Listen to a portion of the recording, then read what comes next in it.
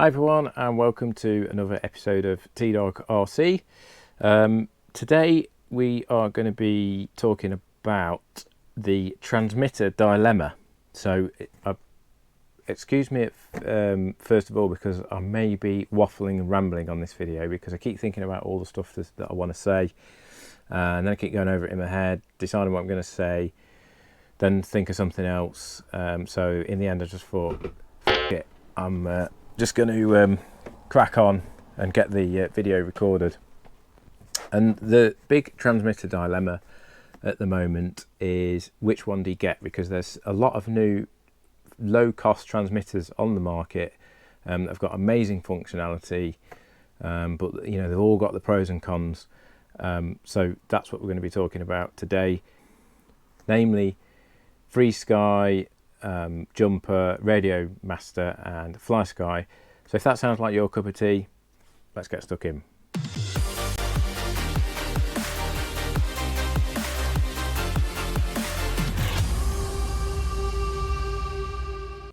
So first of all, what gives me the authority to talk about this and give you my opinion? Well, I suppose in reality absolutely nothing.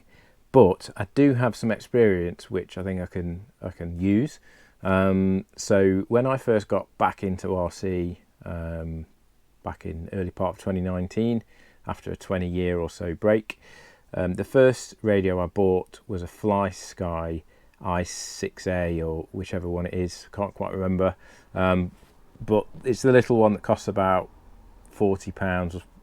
It's really cheap, and I bought that because I didn't want to buy an expensive radio in case I decided, you know, it wasn't for me anymore still or whatever. So I thought, I'm not going to spend lots of money. And it was brilliant. It was a great little radio. I've still got it actually. It got me flying, flew my first model with it, did everything I needed it to do. But it does feel a little bit like a very cheap plastic radio, which is essentially what it is, even though it's a good radio. And it feels a little bit like a toy, so I wanted to upgrade it to something a bit meatier. So I ended up buying a Frsky Tyrannis because I saw lots of things about those online and on YouTube, and you know, they're kind of the go-to radio. That was fine. Had no problems with that at all. Then the Jumper T16 series came out. Saw this. You know, like the look of it, like the fact you've got this big screen and everything, so I decided to sell the Tyrannis and buy one of these. I've then very briefly for a day owned a Radiomaster. That didn't work out too well, which I'll tell you about in a few minutes. And then finally I've decided to get one of these. So this is the new radio from Fly Sky, the Paladin, their new flagship radio.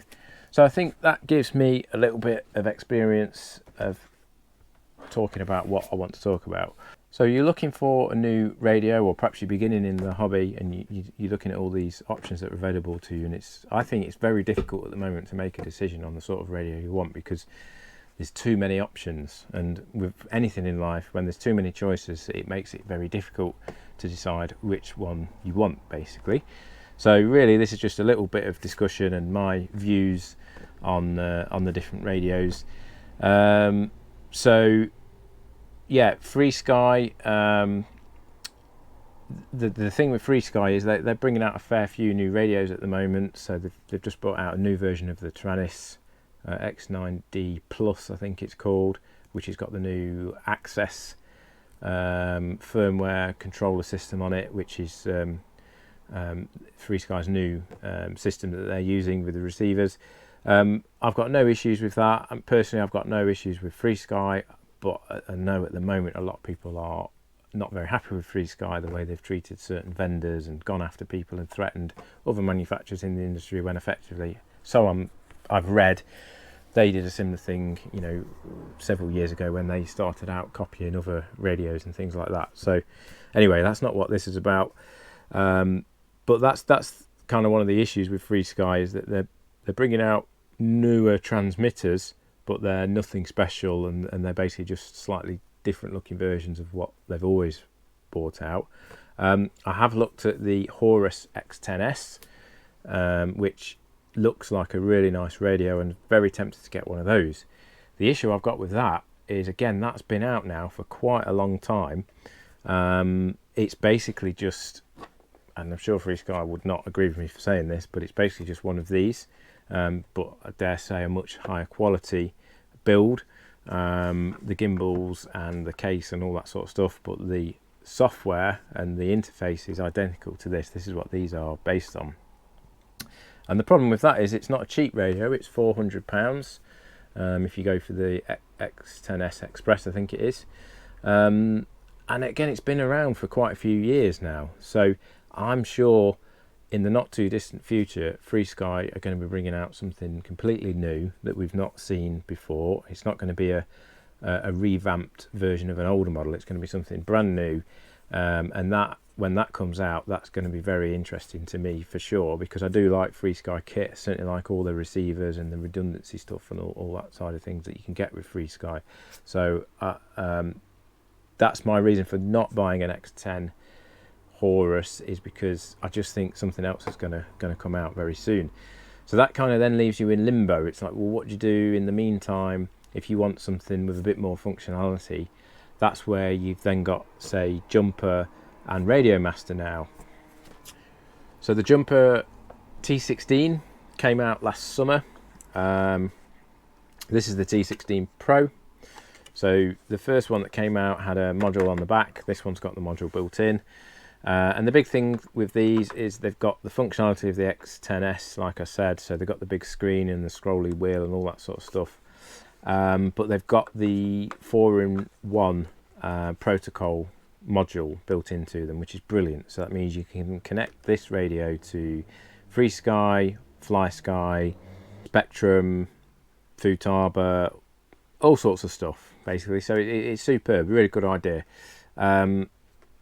The problem is with the jumpers is, you know, and this is my sort of daily driver, if you like, at the moment.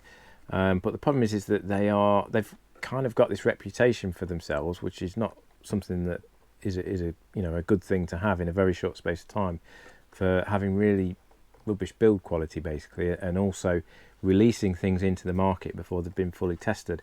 So just to give you a bit of an example of that, when this came out, it didn't have internal charging, for example, which is pretty fundamental really for a transmitter these days.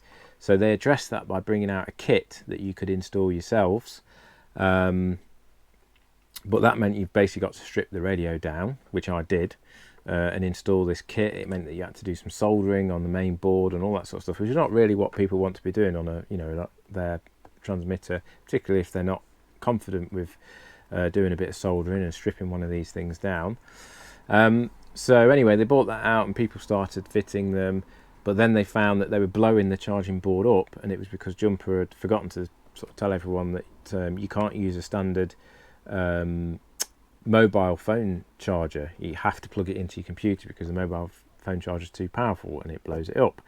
I've had problems with the scroll wheel on mine. I've had this in bits several times since I've had it. I only had it probably about a year, I would say. I probably bought it about this time last year, and I've had to take it to bits several times to fix the scroller wheel, which involves removing the ribbon cables from the scroller wheel and putting it back in again, and that fixes it. But it's a real pain because, you know, you've got to take all the back off, and it's not, again, it's just not something you want to be doing. Then the issue with the ribbon cables, which is quite a famous issue for these T16s. So Jumper decided to use ribbon cables to connect all the little circuit boards together, and the switch consoles and things like that. Everything's connected via ribbon cables, and I've actually got a video on that, which I shall put a link up here hopefully, and you'll be able to see that. And what they've done now, so loads of people have had problems with those ribbon cables breaking and becoming unreliable and losing a bank of switches because of it. So Jumper now have released some new ribbon cables which you can get hold of if you speak to your reseller of Jumper kit in your country. They will send you a free set of cables. You just pay for the postage. But again, you've got to take the radio to bits to fit those. So The Jumper, you know, it's been a good radio for me, I guess, but it's certainly not been plain sailing. As I say, I've taken it to bits several times, but I think I've got it in a place where I like it now. I fortunately didn't blow the charging module up, because I managed to read about it before I charged mine, so I've only ever been charging mine off the computer, so that works okay for me. And then Jumper bring out the T18, which everyone's thinking hopefully they will have addressed all these issues, so the internal charging, the bigger battery bay, the ribbon cables, all that sort of stuff, and they haven't, which is bizarre. They've sorted out the ribbon cables because they've got rid of those and gone with a more traditional sort of twisted cable in the back. That's fine, but you still can't charge it internally, which is bizarre. The battery bay is still the same size, so you can still only fit two 18650s in, which people don't like. And I've also heard reports that people are still having problems with the scroller wheel not working. So you know, it's one of those. Do you want to buy a Jumper and have all that hassle? I don't know. So then Radiomaster have come along and bought their version of this out, which is identical, looks exactly the same. It's the same people, but they split up when they set Jumper up. I don't know the ins and outs, but the two owners decided to go the separate ways. And what Radiomaster have done is it appears that they have sat and listened to people, and they have bought out their own version of this, which has addressed all those issues I've just talked about. So it doesn't have the ribbon cables. It does have internal charging. It's got a much bigger battery bay. It's got some nicer grips on it. It's a better quality by all accounts from what I've seen on YouTube. It's the one to go for. However, people are still having problems with the scroller wheel not working properly on that. If you watch my Jumper ribbon cable video, you'll see in that I say that I'm going to sort the ribbon cables out, and then I think this will be finally in a pretty good place, so I'm not going to bother with the Radiomaster because I'm going to do the ribbon cables. But in the end, I thought I'm still not sure 100%, so I you know, for what they cost, I will try a Radiomaster. So I ordered one. It came, I had it for a day, and it developed some sort of major system fault where every time I switched it on, everything was flickering, the screen, all the lights, etc, etc. Spoke to the reseller I bought it from. They spoke to Jumper. Jumper said they don't know what the issue is. They were then out of stock because they're in high demand and there's only a limited amount in this country. So I ended up having to send that back and get a refund. And that's where it really got me thinking. I was like, do I order another one? Do I stick with this? Do I go for the X10? I've got all these things going through my head that I've just gone through over the last few minutes. The reasons why I can't decide which one to go for. And the other thing that you've always got to bear in mind is that whilst these radios are brilliant because they've got a lot of technology, a lot of functionality for an incredibly low price. I mean, the Radiomaster is £120, which is just so cheap for what you get. Well, and then you think, yeah, it's cheap. It's a cheap radio. It's a great radio, and as I say, the functionality is amazing. But at the end of the day, it's a cheap radio, so you can't really complain too much when things don't work properly. I mean, okay, you want the damn thing to actually work, at least out of the box, unlike mine. But maybe if the scroller wheel doesn't work properly and you do have to take the back off and have a look at that, is that okay for a £120 radio with all that functionality? I don't know. But do you want to be flying a model? You know, some of the models I've got here are cheap little models that you can chuck around. You know, they literally cost 50 quid to buy. If you lose signal or something like that, it's not the end of the world. But I've also got some more expensive models which I'm going to be starting to build soon, and by the time I've finished building them, they're going to be worth £300-400, and I will have put a lot of effort into getting them set up and building. Do I want to be flying that on a £120 radio? I'm not quite sure I do. So then there's a bit of a curveball, because Fly Sky have bought this out, which is the new Fly Sky Paladin PL18, which is their new flagship radio. and I'm sure there's a lot of people watching this, well, hopefully there's a lot of people watching it, thinking, well, this isn't exactly a high-end expensive radio, and I agreed, it's not. It's in the UK, it's £220, so it's £100 more expensive than these ones. That's more expensive though than a Taranis and a lot of the Free Sky radios, apart from the Horus.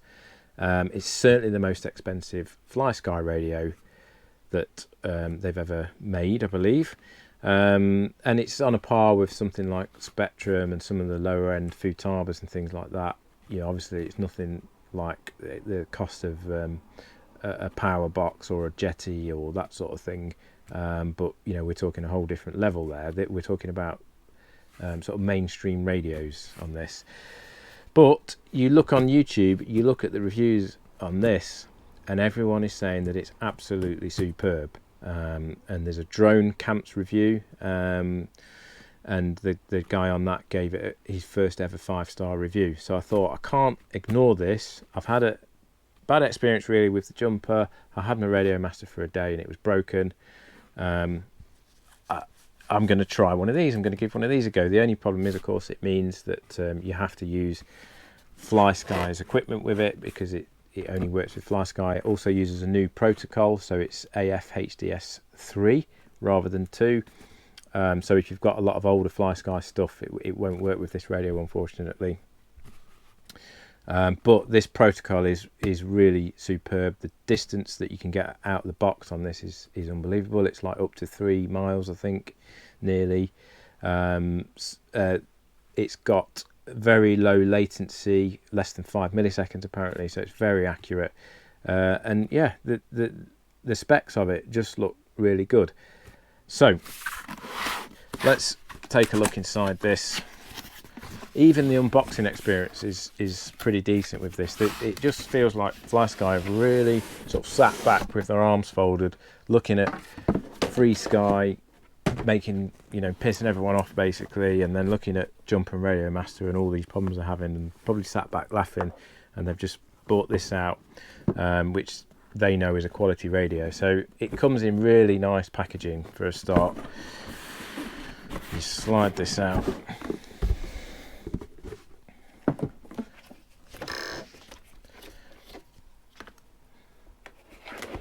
This is going to sound stupid, but it even smells nice. Let's just take this off. And I only got this the other day, so I've not really had a chance to play with it, but I can tell you that in the hand it feels absolutely night and day compared to this. This just feels like, you know, a cheap bit of plastic really. I'm still going to keep this, and I'm still going to use it because it's got the 4-in-1 module. And like I've said, I'm not going to start changing all my existing models over to this. I'm going to use this for all my Free Sky stuff. You know, I think I've got this in a good place now, and I'm relatively okay with it. But anything expensive that I've put a lot of time into, I'm definitely going to be using this one.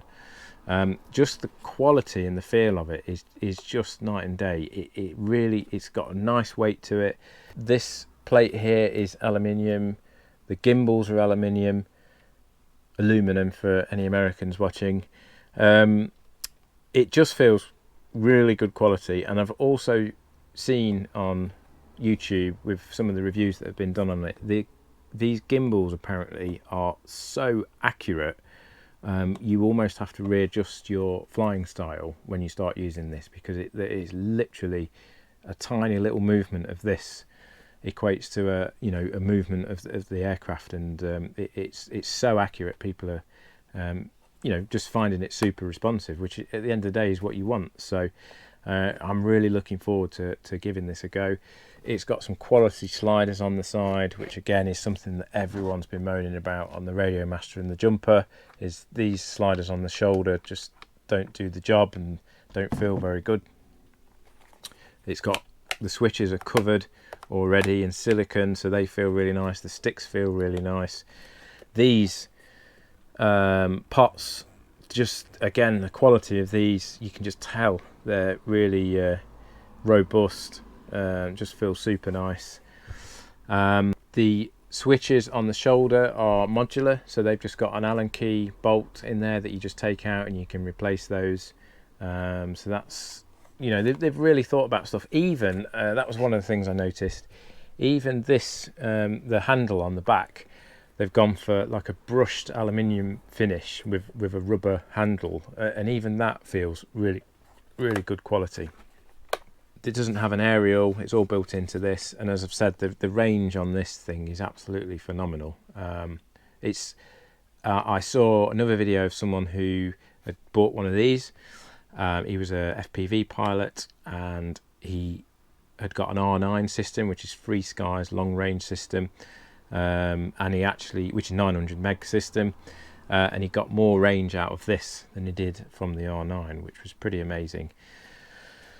Let's just have a quick look. Well, this is not really an unboxing video, but I just thought, since I've got it, I will show you. So you get a couple of receivers with this. I've not opened these yet. You get a 10 channel standard receiver, and you also get a tiny little S-Bus receiver. So, you know, that's going to work great with the old co-pilots that I use. They've even thrown in some spare switches, which is great. The only thing that you don't get, which is a bit frustrating, is you don't get a case with it. I'd quite like to have some sort of a case to put it in, but I'm sure I'll be able to get one.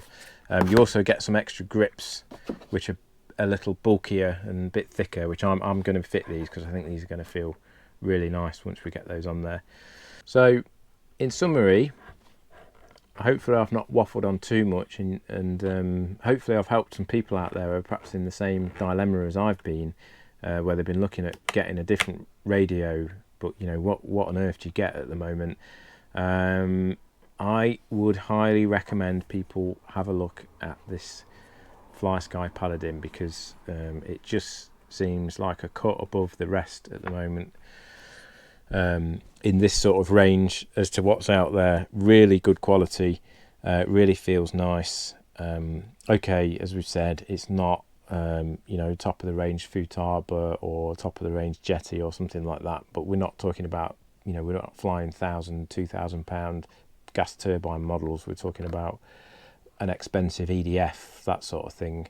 I would fully trust this, and you can just tell by the feel of it that hopefully you know it's going to be a good quality radio. The only downside to this is it doesn't have the 4-in-1 module, of course.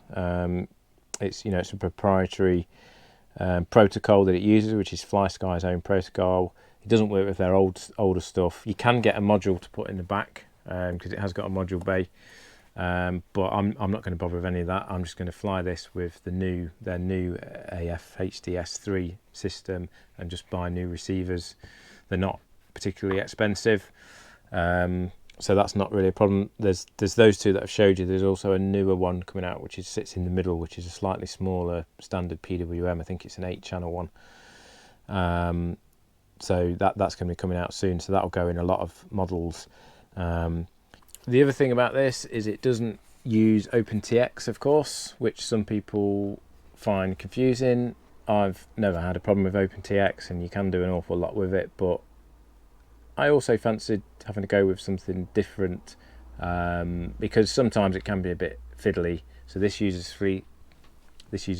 Fly Sky's new OS that they've got installed on this. So it's got a nice menu like this. It's touchscreen, so you just scroll through here. The touchscreen seems to work fine as well. I've seen a couple of videos where people have it's not been too accurate, but they've said in the actual video it's when you have it flat on a bench and you're using it like this, it can be sometimes you can mistouch things, but actually when you've got it in your hands and you're flicking through, it's fine. And they've actually said that on the videos, and I've certainly not had any issues with it. But yeah, they've just developed a really simple interface that's got all the functionality that you would want. It is, I say simple, but it has got a lot of functions on it, so you can do, you know, sub trims, exponential, mixers, delay, all sorts of stuff that you would want to do, but it, you know, doesn't go too crazy like OpenTX can. So that's another thing that people might like about this, is it's probably going to be a lot simpler to use than OpenTX. So I would definitely recommend that if you are looking at getting a mid-range transmitter, you basically, I think the sort of audience I'm talking to really is, if you want a Futaba or a Spectrum, then you're probably going to get a Futaba or a Spectrum, and you may be thinking, which one out of those do you get? I don't know anything about those radios, so I can't comment. But if you're looking at getting a mid-range radio, and you're basically looking at Frsky, Fly Sky, Radiomaster or Jumper, and you're just not sure which one to get, the Radiomaster and Jumper have made it really hard now, because their radios are very similar, and of course because they use OpenTX, they're very similar to Frsky as well. Then I would seriously recommend having a look at one of these. Watch some of the reviews on YouTube. I'm not going to do a full review on my channel, because there's plenty out there of the unboxing and all that sort of stuff for people to have a look at. As I said, there's a really good one on drone camps. If you have a look on that chap's channel, he's got a full review of this. He gives it 5 stars. And yeah, I'm just here to say, having experienced all of the radios that I've talked about first hand in my hands, this feels the best quality, and I'm going to be putting my faith in this one for my more expensive models. So I hope you found that useful. I hope I've not rambled on too much, and as ever, if you could like this video, it helps pop up on other people's YouTube streams, which then hopefully gets me more views and people subscribe. So please also help me out by subscribing. There'll be a link in the description, a Hobbyking link. They've got them in stock at the moment. Again, if you buy through the link, it helps me out a little bit by giving me some credit on Hobbyking's store. And as ever, if you've got any questions or comments, then stick them in the chat and I'll try and respond to those, and I'll see you soon.